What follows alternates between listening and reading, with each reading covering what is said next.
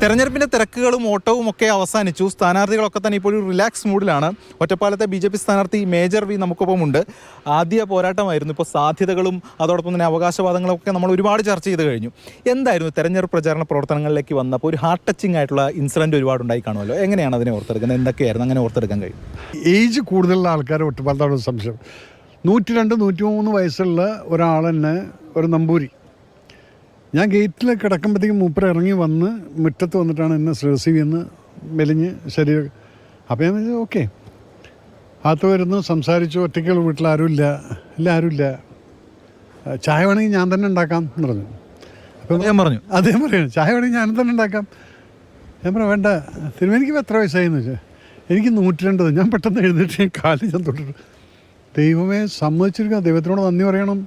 കാരണം ഈ കാലത്തും മൂപ്പർ കട്ടക്ക് നിൽക്കണം. ഞാൻ പറഞ്ഞു തിരുമേനി ഞാനൊക്കെ അങ്ങയുടെ വയസ്സാകുമ്പോഴത്തേക്ക് നടക്കൽ പോയിട്ട് ഓർമ്മ വല്ലതും ഉണ്ടാവും. തിരുമേനിക്ക് എല്ലാ ഓർമ്മയുണ്ട്. തിരുമേയുടെ പട്ടാളത്തിൻ്റെ കാര്യങ്ങൾ പറഞ്ഞു എൻ്റെ അടുത്ത്.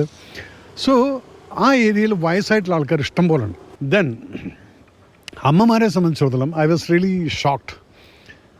ചില സ്ഥലങ്ങളിൽ പോയി കഴിഞ്ഞാൽ വയസ്സായിട്ടുള്ള, എനിക്ക് ഈ അമ്മമാരായിട്ടുള്ള ചില സെൻറ്റിമെൻറ്റ്സ് ഉണ്ട്. അപ്പോൾ അവിടെ നടന്ന് ചെല്ലുന്ന സമയത്ത് ചിരിക്കും. അമ്മയ്ക്കെന്നെ മനസ്സിലായോ? ആ ടി വിയിലൊക്കെ കണ്ടില്ല, മേജർ രവിയില്ലേ? അതെ.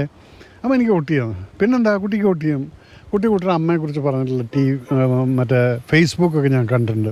എനിക്ക് മിസ്സാവുന്നൊരു അമ്മേനെ ഞാൻ ഈ ക്യാമ്പയിനിൽ പല ദിവസങ്ങളും കണ്ടിട്ടുണ്ട്. അവരിലൂടെ കണ്ടിട്ടുണ്ട്. കുട്ടികളൊക്കെ മാമാന്നാണ് വിളിച്ചത്. അത് ഭയങ്കര രസമാണ്. കുട്ടികളെന്ന് പറഞ്ഞാൽ നമ്മൾ കാറോടെ നിർത്തുമ്പോഴത്തേക്കും ചില സ്ഥലങ്ങളിലൊക്കെ ഓടി വന്നിട്ട് കാറിൻ്റെ അടുത്തേക്ക് വരും. അപ്പോൾ എടുത്തിട്ട് ഞാൻ കൈ ഇങ്ങനെ കാണിച്ചാൽ എനിക്ക് കുര്യാക്കോസ് അല്ലെങ്കിൽ എൻ്റെ ഉണ്ണിയുണ്ട്, 2 പേരിൽ ചോക്ലേറ്റ് എടുത്ത് കഴിക്കും, കൊടുക്കും. ചോക്ലേറ്റ് മാമ ചോക്ലേറ്റ് എന്നല്ല എൻ്റെ ഇൻട്രസ്റ്റ്. ഞങ്ങൾക്ക് കളിക്കാൻ സ്ഥലമില്ല അവിടെ. ഞാൻ പറഞ്ഞു നീ ഇപ്പോൾ ഈ കളിക്കുന്നത് എന്താടാന്ന്. അത് പൊതു സ്ഥലം, ഇതപ്പം ഇങ്ങനെ കാർ വന്നു, ഇതൊക്കെ ഞങ്ങളെ ശല്യം ചെയ്യല്ലെന്ന്. ഞങ്ങൾക്ക് ശല്യം ഇല്ലാതെ കളിക്കാൻ പറ്റുന്ന സ്ഥലമാണ്. ഞാൻ പറഞ്ഞത് നമ്മൾ ജയിച്ചാൽ നോക്കാം. മാമ നിങ്ങൾ ജയിച്ചാലും ശരി തോറ്റാലും ശരി ഞങ്ങൾക്ക് കളിസ്ഥലം വേണം. ഞാൻ പറഞ്ഞു അതെന്താടാ അത്? അതൊന്നറിയില്ല മാമ, ഞങ്ങൾക്ക് കളിസ്ഥലം വേണം. അവരുടെ ഇന്നസെൻസ് അവിടെ കാണുന്നത്. മറ്റൊന്ന്, നേരത്തെ രമേശ് പിഷാരടി പാലക്കാട് മത്സരിച്ചപ്പോൾ പറഞ്ഞു ജയിച്ചാൽ മമ്മൂക്കയെ കൊണ്ടുവരുന്നത്. അത് വലിയ ചർച്ചയായി, പിന്നീട് അത് ട്രോളും ഒക്കെ ആയി. അപ്പോൾ താങ്കൾ ലാലേട്ടനൊക്കെ ആയിട്ട് നല്ല ബന്ധമാണല്ലോ. അപ്പോൾ അങ്ങനെ ഏതെങ്കിലും തരത്തിലുള്ള പരാമർശം നടത്തിയോ അല്ലെങ്കിൽ നടത്താൻ തോന്നിയോ? ലാലേട്ടൻ വിളിച്ചിരുന്നോ? എന്താണ് രാഘവനെ, നീ ഞാനായിട്ട് കുറേ കാലത്ത് വന്നല്ലോ. ഞാൻ നിന്നെ വിളിച്ചായിരുന്നു? ഇല്ലല്ലോ. ഞാൻ പോകുന്ന സമയത്ത് ഞാൻ പോയിരുന്നു, കണ്ടു. പിന്നെ എല്ലാ ദിവസവും വിളിക്കണല്ലോ. സജീവിൻ്റെ അടുത്ത് ചോദിക്കും. അപ്പോൾ സജീവ് വീഡിയോ കോൾ ചെയ്തു തരും. അപ്പോൾ ഞാൻ ക്യാമ്പയിനിലൊക്കെ ആയിരിക്കും.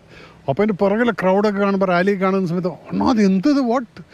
അപ്പോൾ എന്നിട്ട് സജീവിനത് കഷ്ടപ്പെടാനല്ലേ.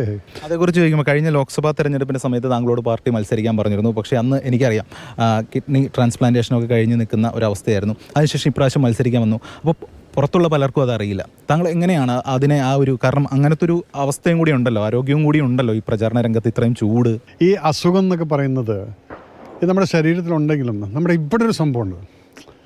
അതിൻ്റെ ഒരു ബലം എന്ന് പറയുന്നത് അത് വിൽ പവർ എന്ന് പറയുന്നത്. നമ്മൾ ഇംഗ്ലീഷിൽ അത് വിൽ പവർ എന്ന് പറയുന്നത്, ആ മനസ്സിൻ്റെ ശക്തി എന്ന് പറയുന്നത്. ആ സമയത്ത് പലപ്പോഴും ഞാൻ മറക്കും. അവസാനമായിട്ട് ഈ സ്ഥാനാർത്ഥി ആയിക്കഴിഞ്ഞാൽ ഇപ്പോൾ ഡാൻസ് പഠിക്കണമെന്ന് ഒരു മാൻഡേറ്ററി ആയിട്ട് മാറിയിട്ടുണ്ട്. ഈ കൊട്ടിക്കലാശിൻ്റെ സമയത്ത് സ്ഥാനാർത്ഥികളൊക്കെ ഡാൻസാ. ഗോപാലകൃഷ്ണൻ ചേട്ടനൊക്കെ വലിയ വെല്ലുവിളിയാണോ? ഞാൻ ഡാൻസ് എനിക്ക് അറിയാത്ത പരിപാടിക്ക് അങ്ങനെ പോയില്ല. പിന്നെ പട്ടാളക്കാരൻ്റെ ഡാൻസ് എന്ന് പറഞ്ഞാൽ ലെഫ്റ്റിൽ നിന്ന് എടുത്ത് റൈറ്റിലേക്ക് ഇട്ടു, റൈറ്റിൽ നിന്ന് എടുത്ത് ലെഫ്റ്റിലേക്ക് ഇട്ടു. ഇതാണ് പട്ടാളക്കാരൻ്റെ ഡാൻസ്. ബട്ട് ദെൻ അവിടെ എന്നെ കൊണ്ട് തായമ്പൊക്കെ ചെണ്ട എടുത്തിട്ട് കൊണ്ടുവന്ന് കൈ തന്നു. ആ കലാശ കൊണ്ടുവന്ന സമയത്ത് പിള്ളേർ ഡാൻസ്. ഗോപാലകൃഷ്ണൻ പാവം, ഗോപാലകൃഷ്ണൻ നന്നായി ഡാൻസ് ചെയ്തിട്ടാ. സത്യം പറഞ്ഞാൽ ആ 9-ാം തീയതി ഇലക്ഷൻ കഴിയുന്നവരേക്കും എനിക്ക് ക്ഷീണം ഉണ്ടായിട്ടില്ല. 10-ന് ഇന്നൊന്നും പണിയൊന്നുമില്ലേ, അപ്പോഴാണ് നമുക്ക് ക്ഷീണം വരുന്നത്. അതാണ് മനസ്സെന്ന് പറയുന്നത്. നമുക്കൊരു സംഭവം ഉണ്ടെങ്കിൽ അതിൻ്റെ മുകളിലേക്ക് നമ്മൾ കോൺസെൻട്രേറ്റ് ചെയ്യും. ശരീരത്തിൻ്റെ ഒരു വിധത്തിലുള്ള പ്രശ്നമൊന്നും കേൾക്കില്ല.